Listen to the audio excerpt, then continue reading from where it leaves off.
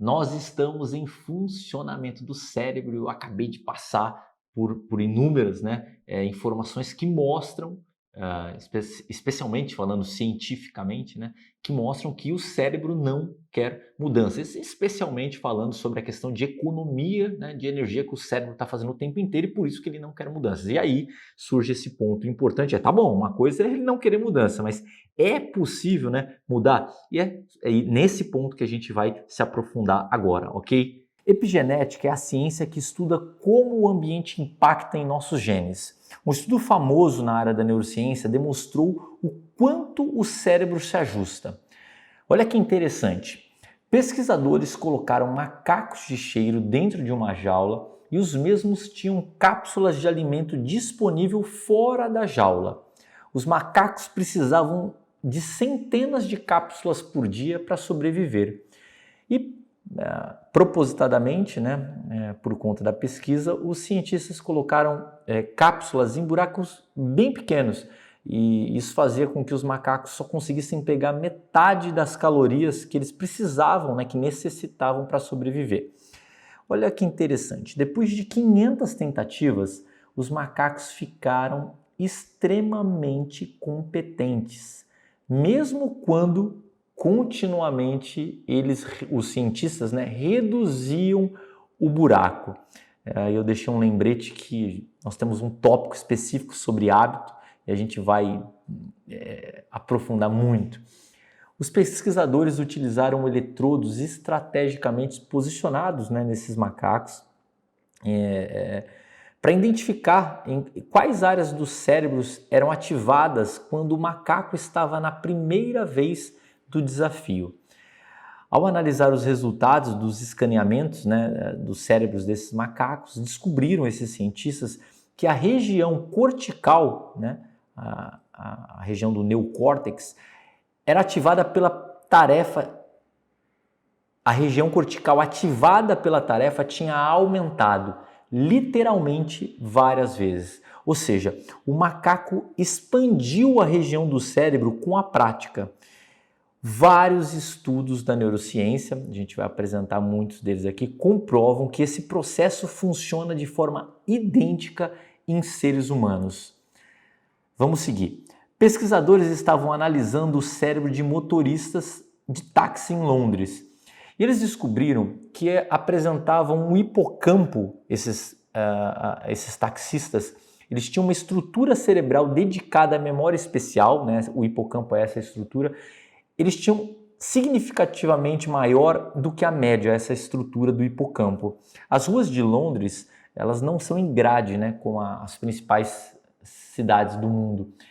Elas parecem um labirinto, e tanto que os taxistas são obrigados a passar num teste, numa avaliação para ter uma autorização. Alguns cientistas que afirmavam até então que o cérebro não mudava após a adolescência ficaram sem saída. Os genes de alguma pessoa, desde o nascimento, eles desenvolvem um hipocampo, uma região maior, porque sabem que um dia ele será taxista em Londres. Não faz sentido, é óbvio que o ambiente causou essa nova estrutura cerebral. Sean Eckhart é um dos maiores especialistas no mundo sobre a relação entre felicidade e sucesso, autor de vários best-sellers, tá? A palestra no TED é muito popular, tem mais de 11 mil visualizações, deu palestra, fez pesquisas em diversas empresas, saiu em revista famosa, uma revista das mais famosas da área, bem como na NFL, no Pentágono e na Casa Branca. Alguns lugares que ele deu palestra, só esses lugares simples, Então é o seguinte, ele explica de forma brilhante um estudo com pessoas que perderam a visão por conta de acidentes e que tiveram que aprender a ler em braille. A pessoa teve um acidente e ela teve que aprender a ler em braille. Ao estimular qualquer dedo das mãos, uma pequena parte do cérebro era acionada. Só que se eles estimulassem o dedo indicador da mão direita, que era usado para ler em braille, uma área enorme dessa massa cortical ali do córtex cerebral era acionada. os nossos genes são espertos o suficiente desde o nascimento, né, para prever um acidente, supostamente aconteceu num laboratório de química, e deixou a pessoa cega, né? E eles se preparam para providenciar um dedo extremamente sensível, né, em apenas uma das mãos, que é na mão direita, ou o cérebro, óbvio, muda de acordo com nossas ações e circunstâncias, né? Então, a mudança cerebral, antes considerada impossível, é um fato extremamente conhecido e sustentado em rigorosas pesquisas da ciência. Em outra pesquisa, né, os colegas publicaram aí sobre o rastreamento do desenvolvimento cerebral em adolescentes, numa prestigiada revista científica.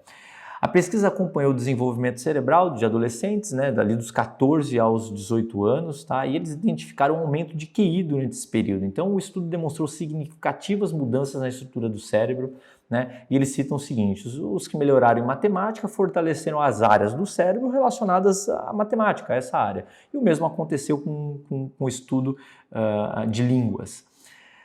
Daniel Goleman, PhD, né, tem o doutorado pela Universidade de Harvard, extremamente famosa.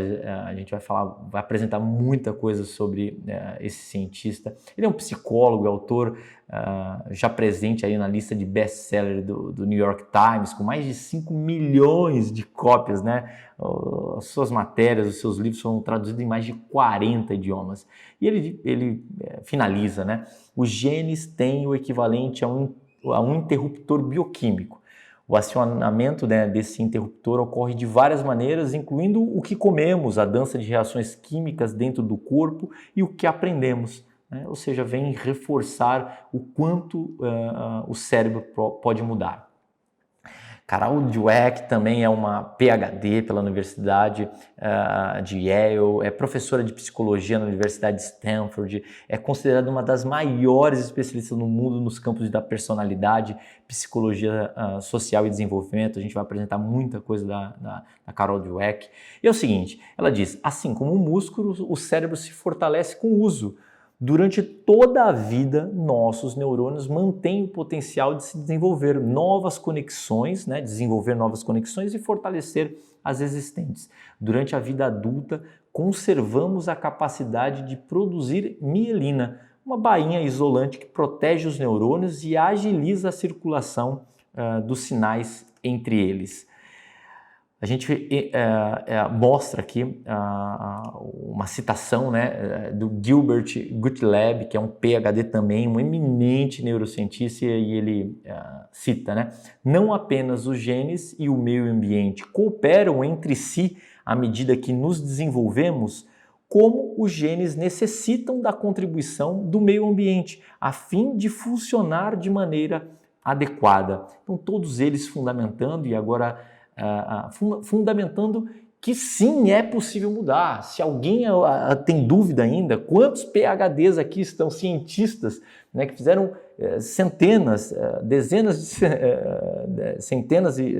e centenas de pesquisas, né, no total com certeza milhares, fundamentando isso. E a gente finaliza com uma pesquisadora, com uma cientista que a gente vai também usar muito conteúdo, que é a Angela Duckworth, é PhD também, é psicóloga, bacharel em neurobiologia por Harvard, né, mestre em neurociência pela Universidade de Oxford, PhD em psicologia pela Universidade da Pensilvânia. Então ela já atuou como conselheira na Casa Branca, né? No Banco Mundial, em times da NBA, NFL e entre, né, os CEOs, os presidentes aí listados em uma das revistas mais famosas da área.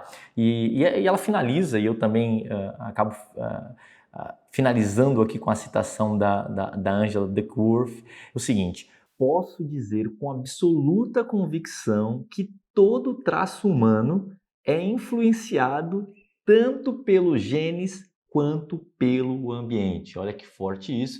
Eu acho que dessa maneira, com todo esse conteúdo, com todo esse material, a gente consegue, né, ou seja, eliminar, tirar qualquer tipo de dúvida se afinal, ou seja, é possível, né, ajustar, se tem impacto ali do dia a dia, do ambiente, ou seja, de hábitos que a gente até inclui na nossa vida. Então a gente está finalizando esse tópico e a gente vai entrar então, entraremos em sistemas mentais.